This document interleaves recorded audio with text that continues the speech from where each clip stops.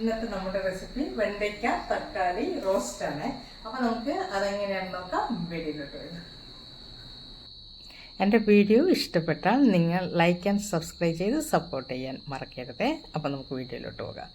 ഇതാ ഞാനിവിടെ ഒരു 10-14 വെണ്ടയ്ക്ക നന്നായിട്ട് ഉപ്പ് പുരട്ടി കഴുകി അത് വെള്ളമൊക്കെ ഒരു ടവൽ വെച്ച് തുടച്ച് അത് മീഡിയം സൈസിൽ കട്ട് ചെയ്ത് വെച്ചിട്ടുണ്ട്.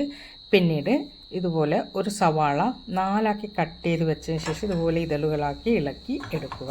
ഇനി ഇത് മാറ്റി വെക്കുക. അടുത്തതായി ഒരു കടായി സ്റ്റൗവിൽ വെച്ച് ചൂടായി വരുന്ന സമയം ഇതിലേക്ക് നമുക്ക് ഒരു ടേബിൾ സ്പൂൺ അളവിൽ വെളിച്ചെണ്ണ ഇവിടെ ചേർത്ത് കൊടുക്കാവുന്നതാണ്. ഇനി എണ്ണ ചൂടായി വരുമ്പോൾ അതിലേക്ക് നമുക്ക് വെണ്ടയ്ക്കയും സവാളയും ചേർത്ത് കൊടുക്കാവുന്നതാണ്.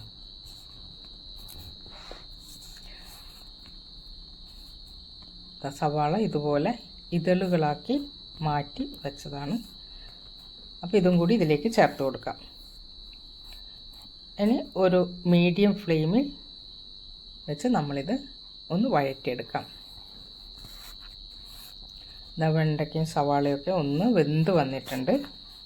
ഇനി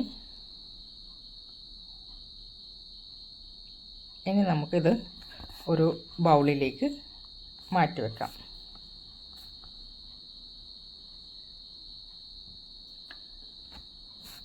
ഞാനിതൊക്കെ ഒന്ന് കോരി ഒരു ബൗളിലേക്ക് മാറ്റി വെക്കുന്നുണ്ട്.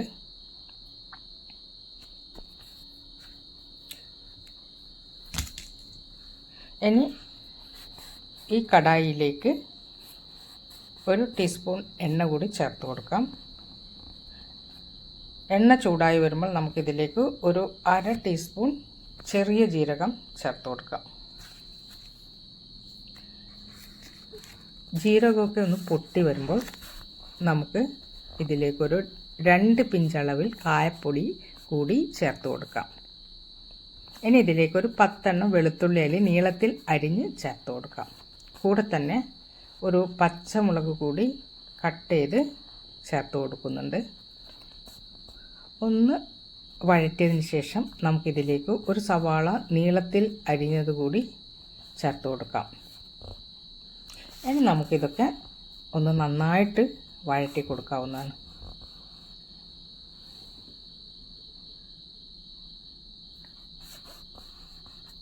ഇതുപോലെ ഒന്ന് ചെറുതായി ഒന്ന് വഴന്നു വരുമ്പോൾ നമുക്കിതിലേക്ക് ഒരു വലിയ തക്കാളി പേസ്റ്റാക്കി ചേർത്ത് കൊടുക്കാവുന്നതാണ്.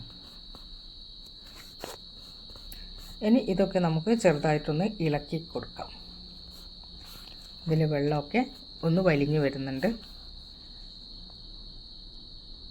ഇത്രയൊക്കെ മതിയാകും. ഇനി നമുക്ക് മസാലകളൊക്കെ ചേർത്ത് കൊടുക്കാം. 1 ടീസ്പൂൺ അളവിൽ മല്ലിപ്പൊടി, 1 ടീസ്പൂൺ മുളക് പൊടി, കാശ്മീരി മുളക് പൊടിയാണ് ഞാനിവിടെ എടുത്തിട്ടുള്ളത്. 1/4 ടീസ്പൂൺ അളവിൽ ഗരം മസാലയും 1/4 ടീസ്പൂൺ മഞ്ഞൾപ്പൊടി കൂടി ചേർത്ത് കൊടുക്കാം. ശേഷം നമുക്ക് ഇതൊക്കെ ഒന്ന് നന്നായിട്ട് വഴറ്റി കൊടുക്കാം. ഓയിലൊക്കെ ഒന്ന് തെളിഞ്ഞ് വരുന്നത് വരെ, ഇതിൻ്റെ പച്ചമണമൊക്കെ ഒന്ന് മാറുന്നത് വരെ നമുക്ക് നന്നായിട്ടൊന്ന് വഴറ്റി കൊടുക്കണം.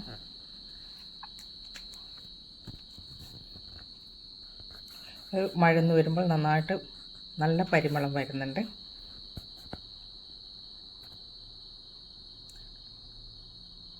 ഇനി ഇത് നന്നായി വഴന്ന് വന്നിട്ടുണ്ട്. ഈ സമയം തന്നെ നമുക്ക് ആവശ്യത്തിനുള്ള ഒരു കപ്പ് വെള്ളം ചേർത്ത് കൊടുക്കണം. പിന്നീട് ആവശ്യത്തിനുള്ള ഉപ്പും ചേർത്ത് കൊടുക്കണം. ഉപ്പ് നിങ്ങളെ ആവശ്യാനുസരണം നിങ്ങൾ ചേർത്ത് കൊടുക്കണം.